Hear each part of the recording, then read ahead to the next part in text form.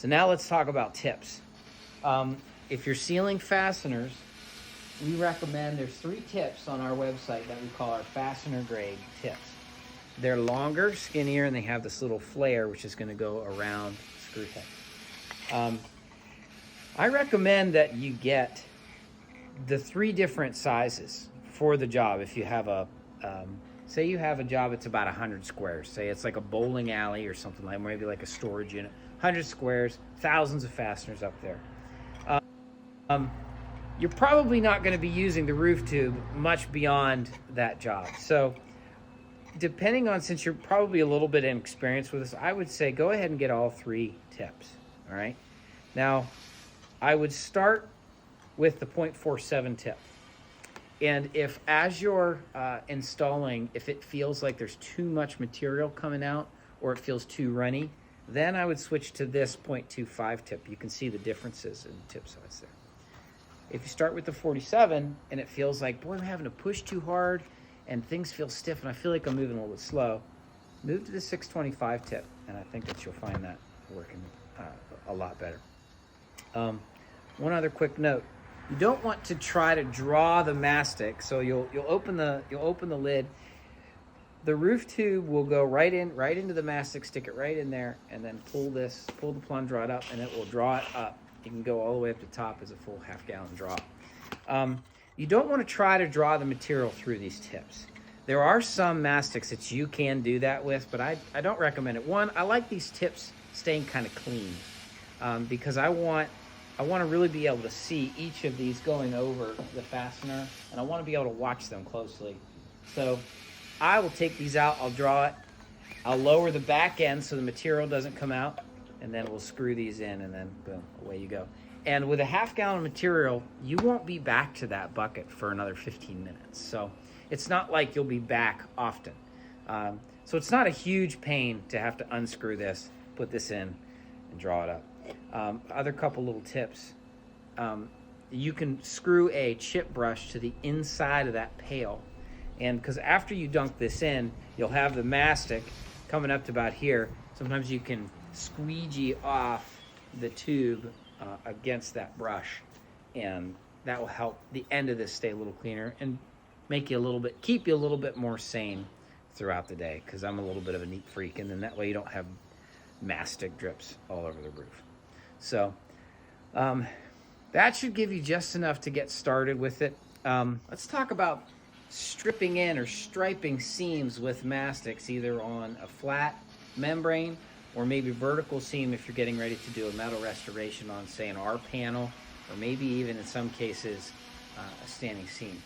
We have 3 tips specific for sealing seams, and again, they're going to work with their half-gallon model of the Roof Tube Classic. They'll fit right in there, and you'll see the orifice size of these is quite a bit larger. For example, this one is 1.9 inches. This is almost 2 inches. We call this our largemouth seam sealer.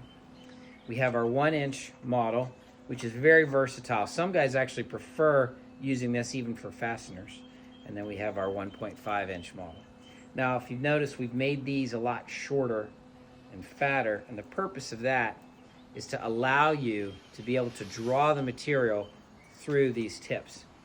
And the reason that we want to be able to draw the material through the tips has to deal with how quickly and how often you'll be back to the bucket or the pail to fill up the tube again.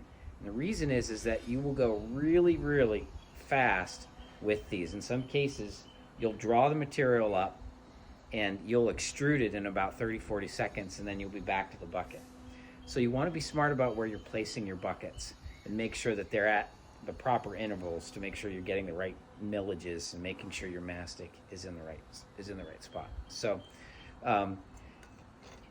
you may want to experiment and play with the sizing about what works best for your crew, what works best for the type of mastic. You might find that some mastics in the morning are a little stiffer, and you might actually prefer a larger tip size. But then as the day gets on, maybe 2 or 3 in the afternoon, 20-30 degrees hotter, that roof's getting really hot, the mastic sometimes, especially with solvent-based mastic, will actually lose a ton of viscosity the hotter it gets. So you might actually prefer having a smaller tip to make sure that it's a little bit more manageable coming out. So We do have a technique with seams that we have found to be really effective and fast. And I call it our sour cream method because I feel like if you're using something white, it looks like you're putting a perfect amount of sour cream right on a baked potato. And you're going to do it about every 6 to 8 inches, and you're just going to put this little golf ball size medallion right there on that seam. And then behind the guy running the roof tube is going to be somebody with a staff handle and a 4-inch chip brush. And my favorite tape is electrical tape because it's real stretchy. So tape that brush up really good on the bottom of that staff handle.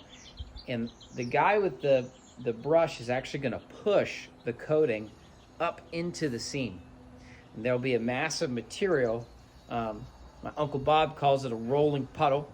You'll have a puddle of material right along that seam, and you'll push it up against it, and you'll notice that the material will actually kind of slump back down. Your eyes are going to want to be watching the top of that rib, and you just want that mass to kind of just kiss that little knuckle. If you're doing an R panel, kiss that little knuckle so it comes down and slumps down in. Very, very fast way. Some guys will push back and they'll say, well, yeah, but that's 2 guys doing it.